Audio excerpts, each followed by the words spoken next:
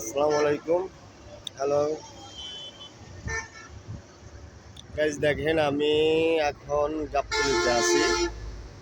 গাবতলীতে গরুর হাট এখন আস্তে আস্তে লাগতেছে, সবাই গরু নিয়ে আসতেছে এই হাটে।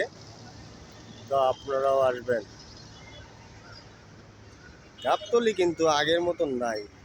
দেখেন এখন ভাঙে ছুঁড়ে অনেক নির্মাণ এখানে করা হয়েছে।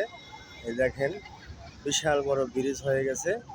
এই যে পুরো গাবতলীতে আছে আমি এখন। তো আপনারা কোথা থেকে দেখতেছেন, তো একটু কমেন্ট শেয়ার করে আমাকে জানাবেন। হ্যাঁ, এই যে পুরোটা গাবতলী হাটে। তবে আর কটা দিন পরেই জাঁকজমক লেগে যাবে।